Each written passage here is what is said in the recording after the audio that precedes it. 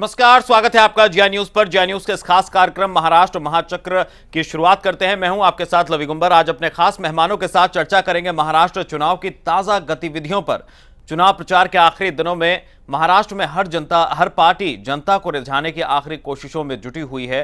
साथ ही नेताओं के जुबानी हमले भी अब लगातार जारी हैं।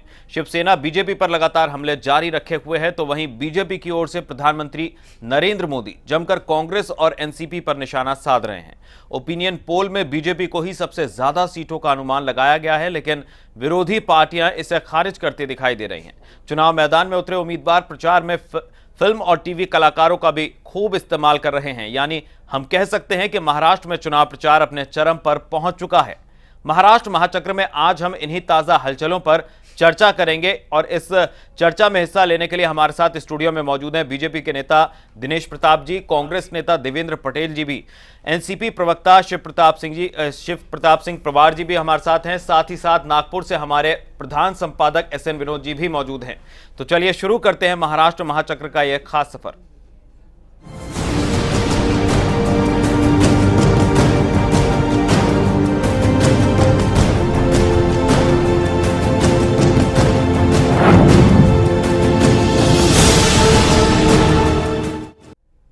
तो बीजेपी से नाता टूटने के बाद शिवसेना लगातार बीजेपी को निशाने पर रख रही है, कभी अपने बयानों के जरिए तो कभी अपने मुखपत्र सामना के जरिए। शिवसेना बीजेपी पर रोज नए हमले कर रही है, लेकिन बीजेपी भी शिवसेना पर पलटवार करने में पीछे नहीं है।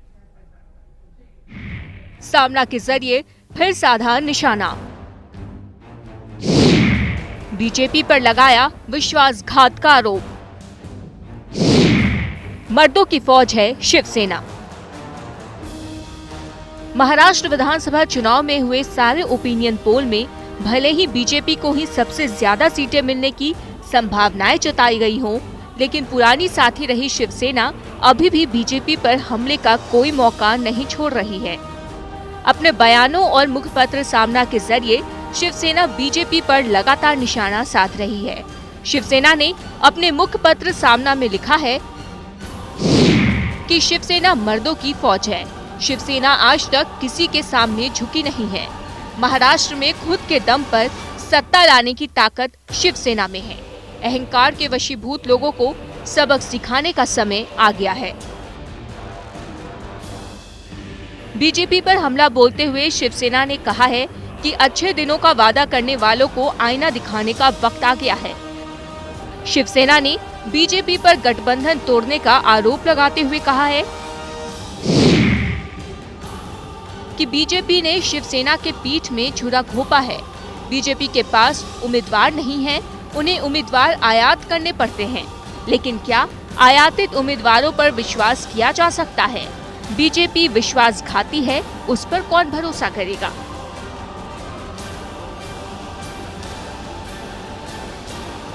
अपने मुखपत्र सामना को विरोधियों पर हमले का अहम हथियार बना चुकी शिवसेना रोज रोज नए हमले बोल रही है। कभी बीजेपी की तुलना अफजल खान से करती है तो कभी खुद को शेर बताती है। गठबंधन टूटने के बाद कई दिनों तक खामोश रही बीजेपी भी अब शिवसेना के हमलों का जवाब भी दे रही है। बीजेपी अध्यक्ष अमित शाह इशारों में शिवसेना को जहां चूहा बताया उन्होंने, तो वहीं बीजेपी नेता सुषमा स्वराज भी उद्धव ठाकरे को मातोश्री की मर्यादा में रहने की नसीहत दे चुकी हैं। बीजेपी नेता वेंकैया नायडू ने भी बीजेपी के खिलाफ शिवसेना की लगातार हो रही बयानबाजी पर निराशा जाहिर की और कहा कि शिवसेना को इस तरह की बयानबाजी से किसी तरह का फायदा नहीं होने वाला।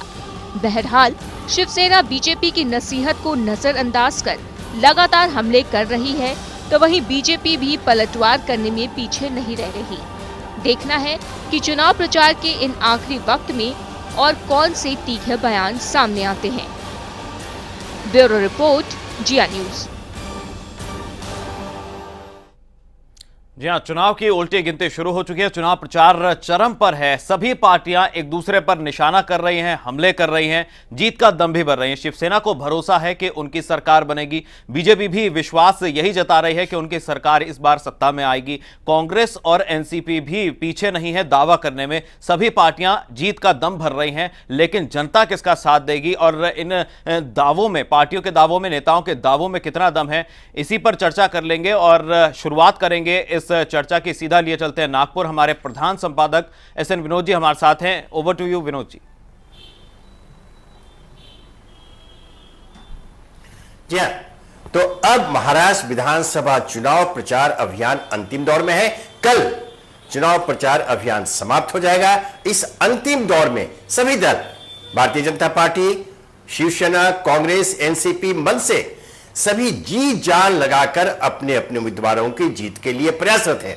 लेकिन इस बीच जो चीजें सामने उभर करके आई हैं जीत की संभावना से इतर, वह यह है कि जिस शिवसेना के कारण भारतीय जनता पार्टी अलग हुई और भारतीय जनता पार्टी के नेताओं ही नहीं, स्वयं प्रधानमंत्री नरेंद्र मोदी ने कह दिया था कि वे कभी भी शिवसेना के ऊपर वार नहीं करेंगे, कोई एक शब्द नहीं बोलेंगे।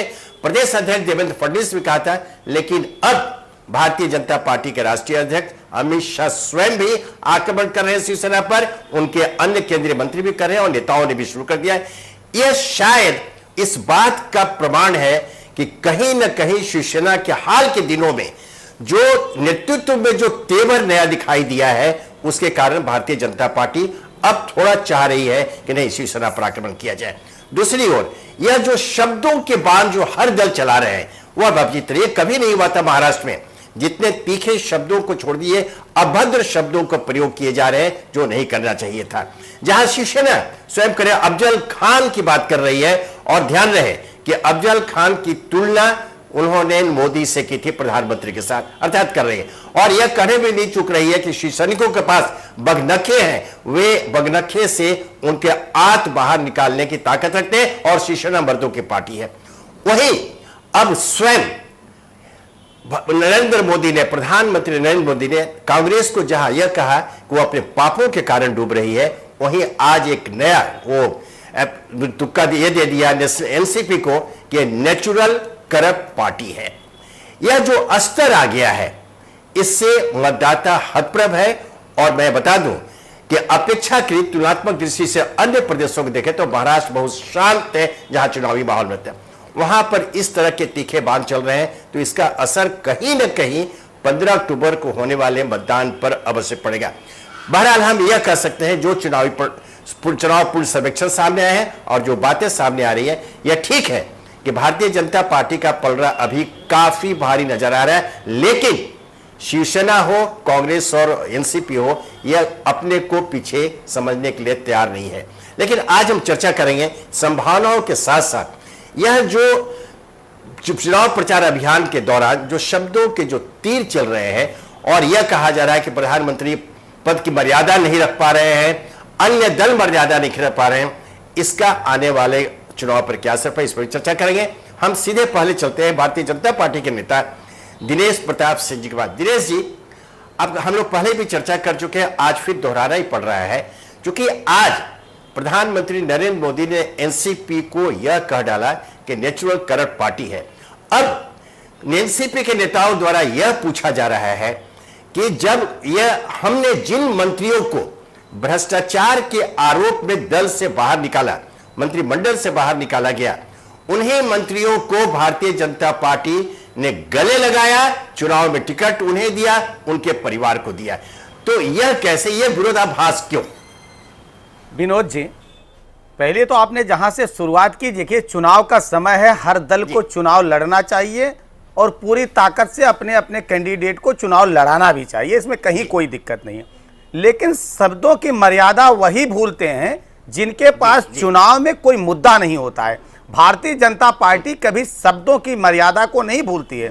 भारतीय जनता पार्टी जब से महाराष्ट्र हरियाणा में चुनाव प्रारंभ हुआ, पहले दिन से भारतीय जनता पार्टी के ऊपर प्रहार किया गया, लेकिन भारतीय जनता पार्टी ने कहा कि हम मुद्दों के आधार पर चुनाव लड़ते हैं। और आज जिसकी आप चर्चा कर रहे हैं कि बार बार छेड़ने के बावजूद भी भारतीय जनता पार्टी ने संयम रखा, क्योंकि लोग चाहते थे कि भारतीय जनता पार्टी मुद्दों पर चुनाव ना लड़े, बल्कि इसमें उलझ जाए, तू और मैं। आज जो सवाल आप विनोद जी कह रहे हैं कि प्रधानमंत्री नरेंद्र मोदी जी कह रहे हैं एनसीपी, तो इसमें कौन सी गलत बात कह रहे हैं वो? निश्चित तौर पर आज एनसीपी जो है वो नेचुरल करप्ट पार्टी है ही है, क्योंकि इतने ज्यादा घोटाले उनके समय में हुए इतने ज्यादा कांग्रेस पार्टी और एनसीपी ने मिलकर महाराष्ट्र को लूटा है, आप सिर्फ उसमें से कुछ लोगों को आप निकाल दीजिए और जो खुद भ्रष्टाचारी हों, सबसे बड़े भ्रष्टाचारी हों, वो कहें कि हमने लोगों को निकाल दिया, खुद क्यों नहीं निकल गए, जिनके ऊपर आज भी आरोप है।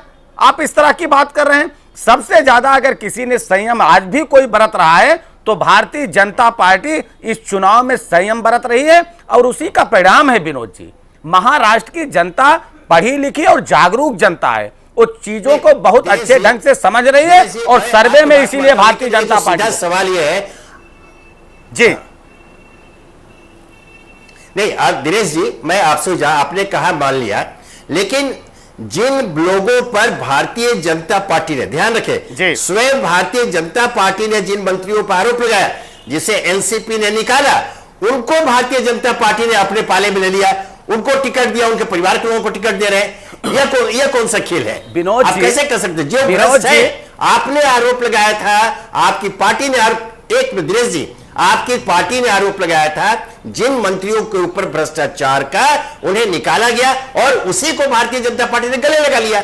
विनोद जी, ये वातावरण का प्रभाव समाज में पड़ता है। कोई आदमी जन्म से चोर नहीं होता है, कोई आदमी जन्म से शराबी नहीं होता। एक मिनट, अभी आप आइएगा, बिल्कुल आइएगा पटेल जी। हम ये कह रहे हैं कि उस वातावरण का प्रभाव समाज में और व्यक्ति पे पड़ता है विनोद जी। आप किसी भी वातावरण में रहेंगे तो आप उससे अछूता नहीं रहेंगे। काजल की कोठरी में कैसे हो सयानो जाए, एक लीक काजल की लागी है पे लागी है। अगर उस भ्रष्टाचारी कांग्रेस और एनसीपी के संपर्क में उस पार्टी में लोग रहेंगे, अगर उनका मुखिया है उस लूट में शामिल रहेगा, तो आप कार्यकर्ताओं से, उन नेताओं से कैसी अपेक्षा कर सकते हैं? निश्चित तौर पर आज वो कार्यकर्ता अगर प्रायश्चित करके भारतीय जनता पार्टी को साफ छवि में आ रहा है तो निश्चित उसके अंदर कोई ना कोई परिवर्तन है विनोद जी। अगर उसके आने से उसके अंदर परिवर्तन हो रहा है तो अच्छी बात है ना। अबे कांग्रेस अच्छे वातावरण में आ रहा है। नहीं, अब मैं बात करूंगी इसके, मैं इस पर अब फिर आएंगे दिनेश जी। अभी देवेंद्र पटेल जी हमारे पास हैं। पटेल जी, आपकी पार्टी को प्रधानमंत्री नरेंद्र मोदी ने साफ शब्दों कहा कि चोरों लिटोरों की पार्टी है जी। जिस प्रकार आज एनसीपी को, जो आपके पुराने सहयोगी, उन्हें बोले कि जैसे नेचुरल करप्ट पार्टी, और आपकी पार्टी को चोरों लुटेरों की पार्टी कहा। ये शब्दों के मर्यादा प्रधानमंत्री अगर बोलते हैं तो देश सुनता है, विदेश सुनता है, पूरे संसार में इसकी चर्चा होती है निश्चित रूप से। और इसके बावजूद आपकी ओर से भी बार बार कहा जा रहा है कि हम अकेले के दम पर सरकार बनाएंगे। नेतृत्व की बात आती है तो आप उन्हें मुख्यमंत्री के पास जाते हैं जिन्हें पूरे प्रदेश की जनता ने क्षमा करेंगे, या उन्हें एक निष्क्रिय, निष्फल, विफल मुख्यमंत्री के रूप में निरूपित किया है। फिर आप कैसे उम्मीद करते हैं कि आप, जो बहुत ताकत के साथ भारतीय जनता पार्टी सामने उभर रही है और प्रधानमंत्री के नेतृत्व में आपके प्रदेश में, महाराष्ट्र में चुनाव लड़ रही है, उन्हें आप चुनौती देने की स्थिति में कैसे पाइएगा? निश्चित रूप से विनोद जी, मैं सबसे पहले कहना चाहूंगा कि इस देश का प्रधानमंत्री जैसे व्यक्ति को एक राज्य के चुनाव में क्या बात करना चाहिए, ये जनता समझ रही है। ये बात अगर मेरे जैसा कोई कार्यकर्ता या आम आदमी कहता तो बात समझ में आती कि चलो यार छोटा नेता है, कह दिया। राष्ट्र का नेता अगर इस भाषा का इस्तेमाल करता है कि सबसे पहले वो अपने स्वयं की पार्टी की डेफिनेशन समझ ले। भारतीय जनता पार्टी, भाजपा बेहद झूठी पार्टी। आज तक भाजपा ने झूठ के सिवा कुछ नहीं बोला। पहले मंदिर की बात करी, जनता को गुमराह किया, झूठ बोला, भूल गई। उसके बाद देश को बांटने की बात करी, फिर भूल गई। अभी जो मोदी जी ने जितने भी वादे किए, जितनी भी भाषा बोली, नौटंकी पब्लिक को दिखाई मीडिया के माध्यम से, और मंच पर खड़े होकर नाच नाच के जिस ढंग की नौटंकी करके जनता को गुमराह करने की कोशिश की, वो सरासर झूठ था। आज वो सारी चीज भूल गए। आज यदि कांग्रेस उन वादों को याद दिलाती है तो ये महाराष्ट्र में जाके जनता के सामने फिर अपना वो नौटंकी चेहरा दिखाते हैं, रोते हैं कि हमसे 60 दिन का हिसाब मांग रहे हैं। अरे तुमसे क्या हिसाब मांगा है? कांग्रेस विपक्ष में है, कांग्रेस आपको याद दिला रही है कि आपने जनता से क्या कहा था लोकसभा के चुनाव में। आप क्यों भूल गए? आपने कहा था कि काला धन हमारी सरकार बनते ही वापस आ जाएगा। आपने कहा था दाऊद को उठा लाएंगे, हम चाइना को सबक सिखाएंगे। आज नतीजे क्या हो रहे हैं? आपको याद दिलाना, आपका हिसाब मांगना हो रहा है। आप कहते हैं कैसे जनता को गुमराह करते हैं। कांग्रेस ने 60 साल में हिसाब नहीं दिया। मैं पूछना चाहता हूं आदरणीय नरेंद्र मोदी जी, 60 साल तक सरकार में बैठे रहना, हर 5 साल के बाद जनप्रतिनिधि को जनता में जाना पड़ता है, पार्टी को जनता में जाना पड़ता है, जवाब देना पड़ता है, अपनी जवाबदेही का उसने क्या काम किया है यह बताना पड़ता है, तब दोबारा सरकार में आते हैं। हम 15-15 वर्ष से महाराष्ट्र में बैठे हैं। देश में अगर 60 साल में हमने हुकूमत की है तो जनता के विश्वास पर खरे उतरे हैं, और हमें विश्वास है हम अपनी रीति नीति पर, हम अपने कार्य प्रणाली पर, हम अपने मुद्दों पर चुनाव लड़ते हैं। हम कभी धर्म और जाति पर बांट कर चुनाव नहीं लड़ते। खरे उतरे हैं, इसका फैसला तो हो जाएगा। मैं महाराष्ट्र की बात करता हूं विनोद जी। महाराष्ट्र में एक तरफ नितिन गडकरी जी विदर्भ को बांटने के मुद्दे पर वोट मांगते हैं, वहीं आदरणीय मोदी जी कहते हैं हम बंटने नहीं देंगे। तो केवल बांटकर धर्म के आधार पर, क्षेत्र के आधार पर वोट भाजपा मांगती है। कांग्रेस ने कभी बांटने के लिए धर्म और जाति पर वोट नहीं मांगी। कांग्रेस हमेशा विकास पर और मुद्दे पर चुनाव लड़ती है। और हम राज्य में जो चुनाव लड़ रहे हैं, हमारा हाईकमान, हमारा शीर्ष नेतृत्व कभी भी इस तरह की घटिया बात नहीं करता जो ऐसे मोदी जी कर रहे हैं। हम वहां राज्य के मुद्दों को लेकर, जिस मुख्यमंत्री के कार्यकाल में जो काम किए हैं उसको जनता को दिखाते हुए और सही और गलत का निर्णय कराते हुए जनता का विश्वास लेते हैं। हम बांट कर राजनीति नहीं करते। विनोद जी अब समय जरा 1 मिनट देंगे क्या? विनोद जी चलिए, हाँ, सिर्फ मैं ये निवेदन कर रहा था, हाँ, बोलिए अपने कांग्रेस के मित्रों को बताना चाहता हूं कि जनता जब अपना जनादेश देती है तो प्रधानमंत्री को सही मुद्दे पर और सही बात कहना चाहिए कि नहीं जी। या इन्होंने जैसा प्रधानमंत्री दे दिया था कि मंच पर जाते थे और मौन हो जाते थे। आपको मौन वाला प्रधानमंत्री चाहिए कि आपको बोलने वाला प्रधानमंत्री? काम करने वाला चाहिए, जरा सा झूठ बोलने वाला नहीं चाहिए। जी जरा सा धैर्य रखिए, आप फिर बोल लीजिएगा, जवाब दे लीजिएगा ना। आप बीच में मैंने नहीं बोला। हम सिर्फ ये कह रहे हैं कि आपको सही बात बोलने वाला प्रधानमंत्री चाहिए कि आप हर बात पे चुप हो जाने वाला प्रधानमंत्री चाहिए। और उसी का खामियाजा रही कांग्रेस पार्टी, देश को लूटती रही और प्रधानमंत्री मनमोहन जी उस समय मौन रहे। वो जानते थे चीजों को, लेकिन उनको मौन कर दिया गया। विनोद जी एक चीज और, आज इनके नेता जो इनके तथाकथित बड़े नेता हैं, अगर कहीं उनकी चुनावी सभा लग रही है तो लोग हाथ जोड़ ले रहे हैं कि बहुत अपशकुनी है, कृपया करके आज आप हमारे चुनावी सभा में मत आइए, नहीं तो बेड़ा गर्क हो जाएगा। और मोदी जी ने जो कहा, हम कहते हैं 100 दिन का नहीं, आप एक सेकंड का हिसाब लाइए। आप अपने 100 दिन का हिसाब लेके बैठिए और आप भारतीय जनता पार्टी के शासन का 100 दिन का हिसाब लेके रखिए। अगर पटेल जी, अगर भारतीय जनता पार्टी आपके हिसाब से पीछे और राजा, विनोद जी 1 मिनट और 1 मिनट, आपका 5 साल का कार्यकाल हिसाब कर लें और हमारे 60 साल का कार्यकाल। हरियाणा में अभी हाई कोर्ट ने आदेश दिया, 5 विधायकों के मामले में उनको कह दिया कि आप गलत तरीके से सुन लीजिए। उसके बाद अगर सरकार ने वहां कोई निर्णय किया तो वहां की पूरी सरकार गैर संवैधानिक थी। वहां पर बिल्डिंग पहले बन जाती है वाड्रा जी की, जीजा जी की, और जमीन का एनओसी बाद में होता है। अपने जीजाओं का भी ध्यान कर लें। बिल्कुल ध्यान है पटेल जी, बिल्कुल ध्यान है। आप चिंता कीजिए और बचा नहीं पाइए। आपकी पार्टी हरियाणा की जनता, दिनेश जी वो एक अलग मुद्दा है, इस पर भी आएंगे। हमारे साथ दिनेश जी, पटेल जी आपके पास फिर आएंगे। हमारे साथ वरिष्ठ पत्रकार राजू वर्णेकर जी मौजूद है। वर्णेकर जी, अब मैं आपसे जानना चाहता हूं, आपने पूरे महाराष्ट्र चुनाव की स्थिति का आकलन अब तक कर लिया होगा। अब ये होगा, अब हाँ राजू जी, अब आपने देखा कि एक जो नई बातें आई है कि प्रधानमंत्री की घोषणा के बावजूद कि वे शिवसेना पर कोई प्रहार नहीं करेंगे, अब स्वयं भारतीय जनता पार्टी के राष्ट्रीय अध्यक्ष अमित शाह ने अब शिवसेना को चूहा कह रहा है।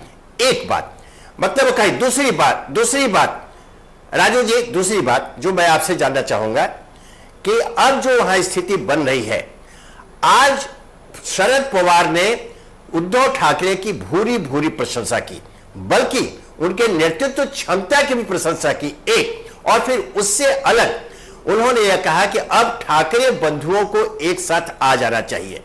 तीसरी बात उसी से जुड़ी हुई है, राज ठाकरे की पत्नी ने कहा है कि चुनाव के बाद ये दोनों भाई एक साथ आ जाएंगे। तो यह जो चुनावी घटना विकास क्रम है, क्या इसका कोई असर 15 अक्टूबर के मतदान पर पड़ने वाला है? राजू जी।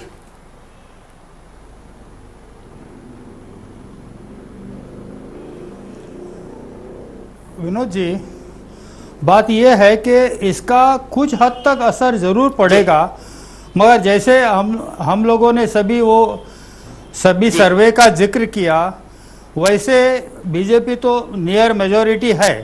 अभी बात ऐसी है कि ये नेक इन नेक कंटेस्ट चल रही है जी। और बीजेपी के पीछों पीछ शिवसेना का भी जोर चल रहा है। और पहले अभी हमारे कुछ वक्ताओं ने बात किया, आपने भी जिक्र किया कि तीखी असभ्य भाषा का इस्तेमाल वगैरह। पहले दिन से कांग्रेस रहे, एनसीपी रहे, मनसे रहे, शिवसेना रहे, वो तीखे बीजेपी पर प्रहार करते रहे। और अभी आखिरी दौर है तो कहीं उस दिन प्रधानमंत्री नरेंद्र मोदी ने कहा कि भाई संयम की भी कोई मर्यादा होती है, तो ये मर्यादा खत्म हो गई। और मेरे ख्याल से शायद अभी बीजेपी के शायद अमित शाह हो या स्वयं प्रधानमंत्री हो, उन्होंने भी कुछ वार करना शुरू किया बीजेपी पर। विनोद जी। जी जी नहीं, अब स्थिति यह है वर्णिकर जी कि क्या ऐसा आपको लगता है कि अभी भी ये मतदान के पूर्व, अब तो कुछ घंटे बचे हुए हैं, मतदान के पूर्व कोई नए समीकरण अंदर सार्वजनिक रूप से तो हो नहीं सकता, ऐसा बनने जा रहा है? मैं इस पार्श्व में कह रहा हूं कि चूंकि शरद पवार ने जो इशारा किया है कि अब दोनों भाइयों को, ठाकरे बंधुओं को एक साथ आ जाना चाहिए, तो अगर आपस में कोई तालमेल होता है और मतदाता के पास दोनों कोई ऐसा संदेश देते हैं तो शायद वोटों का बंटवारा नहीं हो, तो उसका कितना असर महाराष्ट्र में किन किन भाग में, किन किन सीटों पर पड़ सकता है?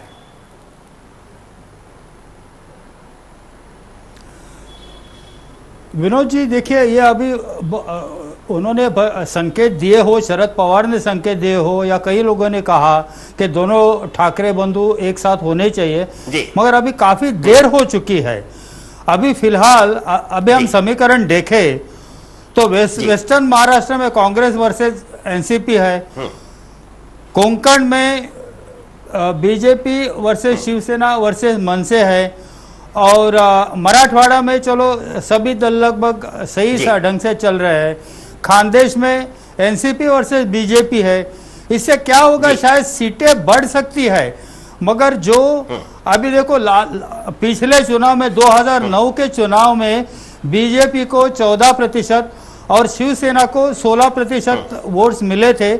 और पिछले लोकसभा, अभी 2014 में लोकसभा चुनाव हुए, उससे बीजेपी का वोटिंग जो मिलना है वो काफी बढ़कर 23 तक जा सकता है। तो ये अगर एक दूसरे पर आरोप प्रत्यारोप का दौर जो चल रहा है आखिरी दौर में, उससे थोड़े बहुत सीटों पर असर हो सकता है, मगर ज्यादा बड़ा इतने शॉर्ट टाइम में कोई असर नहीं होगा। विनोद जी।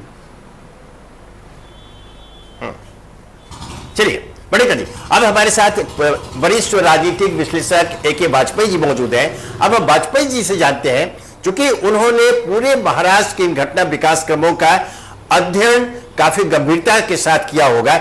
मैं समझता हूं कि वो ज्यादा इस पर प्रकाश डाल देंगे। वाजपेयी जी, अभी अब जो लग रहा है, अब तो कल चुनाव प्रचार समाप्त होने वाला है, और जिस प्रकार से भारतीय जनता पार्टी पूरी आक्रामकता के साथ महाराष्ट्र के चुनावी मैदान में उतरी है, और शायद उतनी ही आक्रामकता के साथ शिवसेना जवाब दे रही है, और इनकी दोनों की लड़ाई के बीच कांग्रेस और एनसीपी, जैसा अभी वर्णिकर जी ने कहा, कुछ क्षेत्रों में तो लड़ाई भारतीय जनता पार्टी वर्सेस कांग्रेस है, Bharatiya Janata party versus NCP भी है। और मैं विदर्भ की बात करूं, विदर्भ में भी स्थिति यहां पर है, भारतीय जनता पार्टी बनाम कांग्रेस और एनसीपी है। तो ऐसे में आपको क्या लगता है, जो चुनावी जो सर्वेक्षण आए हैं जिसमें भारतीय जनता पार्टी को शीर्ष पर दिखाया जा रहा है, कुछ लोग बता रहे हैं कि पूर्ण बहुमत मिलेगा, कुछ वो बहुमत के नजदीक बता रहे हैं, कुछ बहुमत से दूर बता रहे हैं। जो न्यूनतम संख्या आई है भारतीय जनता पार्टी के पक्ष में वो 93 है, मतलब 144-45 से बहुत दूर हो गया। ऐसी स्थिति में आपको क्या लगता है कि मतदाता का रुख क्या रहेगा, और चुनाव पश्चात अगर ये खंडित जनादेश सामने आता है तो आपकी दृष्टि में नया समीकरण क्या उभरेगा? कंपनियां जो दिखा रही हैं उसके हिसाब से एक बात तो तय होती नजर आ रही है कि महाराष्ट्र के चुनाव में जो पार्टी 20 से 22% वोट ले जाएगी, ये बड़ा इंपॉर्टेंट है, 20 से 22% वोट जो पार्टी ले जाएगी सरकार उसी पार्टी की बनने जा रही है, नंबर 1। नंबर 2, आपने कहा कि बीजेपी की क्या स्थिति रहेगी या शिवसेना की क्या स्थिति है, तो इस मामले में ये बात बड़ी साफ है कि अभी तक जो जांच रिपोर्ट आ रही है तथ्यों से, जो मार्केट में लोग सर्वे करके आ रहे हैं या जो व्यक्तिगत रूप से मतदाता से बात होती है, उसके हिसाब से बीजेपी की बढ़त हमको लग रही है। नंबर 2, शिवसेना का सवाल जहाँ तक है, शिवसेना या मन से, ये दोनों का वोट बैंक जो है वो मराठा वोट बैंक है, और मराठा वोट बैंक अगर पूरी तरीके से यूनाइटेड होकर वोट करता है तो शिवसेना को बढ़त मिलने के चांसेस बनते हैं। अगर दोनों भाई मिल जाते हैं और अगर ये संदेश भी अभी चुनाव से पहले, वोटिंग से पहले चला जाता है तो उसका फायदा भी शिवसेना को हो सकता है, लेकिन स्थिति अभी साफ नहीं है, अभी तो वोट बढ़ता हुआ नजर आ रहा है। अब जहां तक रहा सवाल चुनाव के बाद की क्या स्थिति होने जा रही है, चुनाव के बाद की स्थिति सब पार्टियों के लिए ओपन है, कोई कहीं जा सकता है। शिवसेना दोबारा से वापस जो है बीजेपी के साथ आ सकती है, कांग्रेस में और एनसीपी में दोबारा गठबंधन भी हो सकता है, एनसीपी भी बीजेपी के साथ आ सकती है, तो बड़ी ओपन फील्ड है अभी। कितनी संख्या आएगी उस पर डिपेंड करता है।